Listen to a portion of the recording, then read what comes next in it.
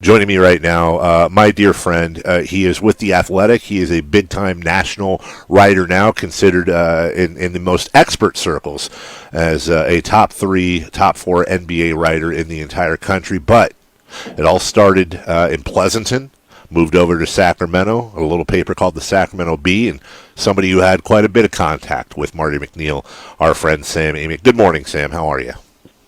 Good morning, Dave. Hanging in there, brother. Thanks for having me. I appreciate it.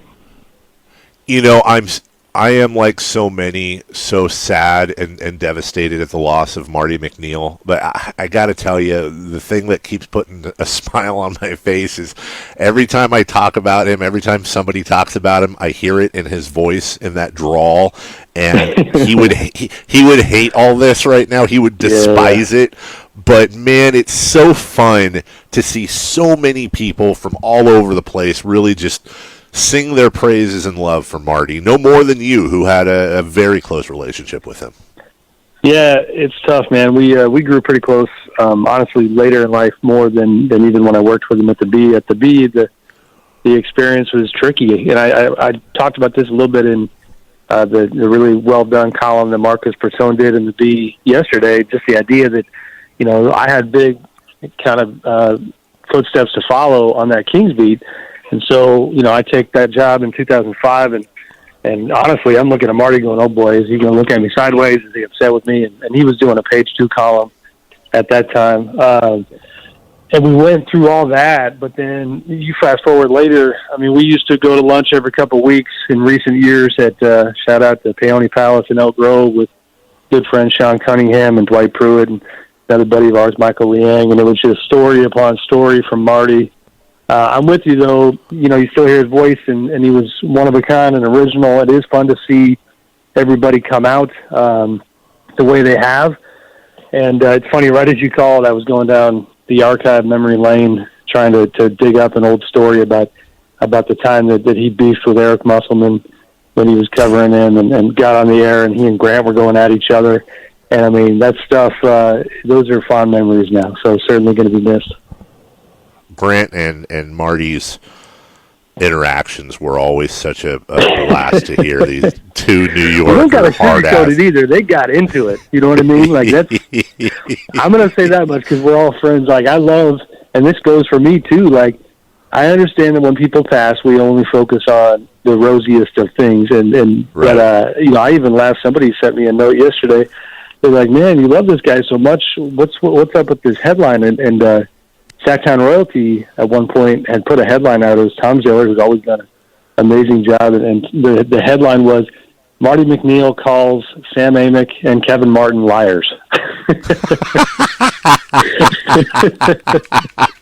So I had reported on Kevin and the fact that he was dealing with an ankle problem that was more serious than people realized, and he was fighting through it. And on a blog, I wrote that essentially that even though he's still producing offensively, that you really can see on the defensive end that he does not have good lateral movement. Kevin won't really talk about it. Now, yeah, at the time, the intel that I was being given was such, and so I was painting that picture.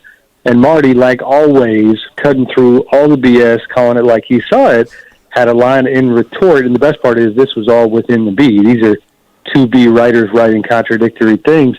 So in the B, he writes, he said, you know, I'm paraphrasing, but he basically was just like, so let me understand this.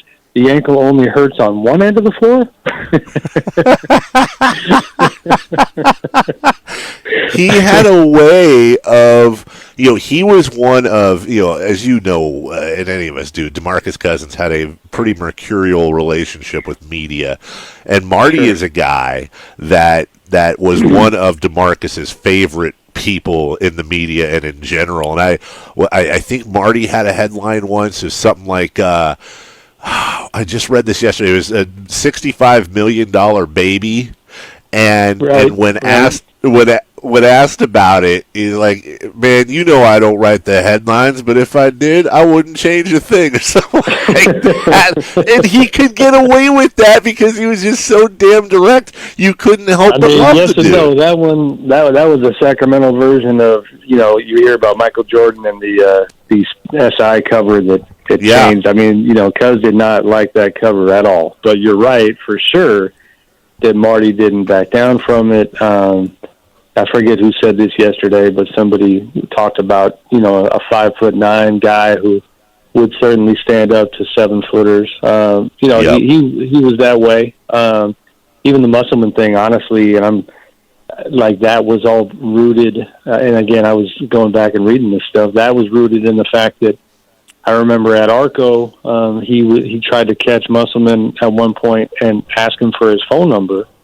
And the way he told the story, because I don't need Eric calling me today, is that he asked for Eric's number, and rather than be direct and just tell Marty, I don't want to give you my number, that he said, I don't remember it.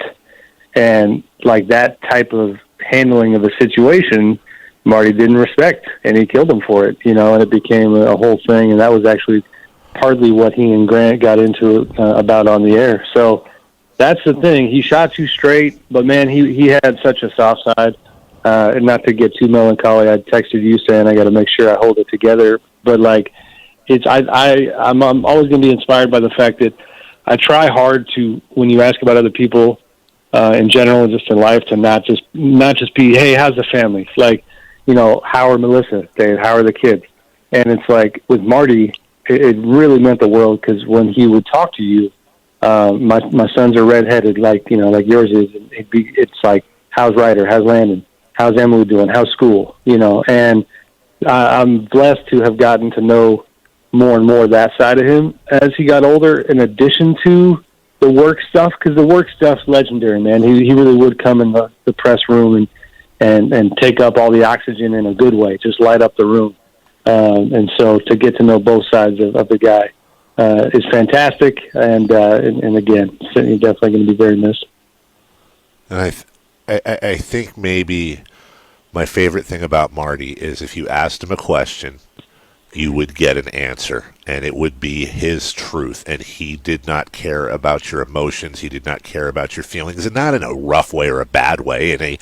He felt, I think, a responsibility, if asked, to shoot straight. And I knew if I ever asked Marty's advice, I knew that I had to be prepared to get an answer I did not like, and that is so invaluable in today's day and age. Sure. No, it is. I mean, certainly thoughts and prayers to his family. They're not in the area anymore. They're out in Texas, but his son, Phil, actually created a Twitter account yesterday just to read the reaction from people, which I thought was kind of neat. And you could obviously tell what he's going through, and so he's kind of just looking for solace. And he put up a tweet, and I hopefully I get it at least close to accurate. He quoted his dad, and this will tug at the heartstrings, but it said, I might cuss you, but I'll always love you. Yep. And that, damn it, there I go, Dave. Yep. Hey, listen, that was him. I mean, I joked with Emily, my wife, I was like, it's so funny. I've never ever come across somebody who gets complimented so often when he was around and now for his cussing ability. People, one beautiful cusser was the way I saw it phrased yesterday. Yep. So if I didn't want to give you all an FCC fine, I'd drop a few F-bombs in his honor, but I won't do that to you. But yeah, he had that side of him too. Well, I think one day soon we'll all hopefully be lifting a glass in his honor. In the meantime, I'm going to enjoy, as will you, the retrospective and the stories of Marty McNeal. We are out of time, and I can't think of a better way to end a week's worth of shows than with you, Sam. Appreciate your time, and I'll talk to you soon. Thanks, buddy.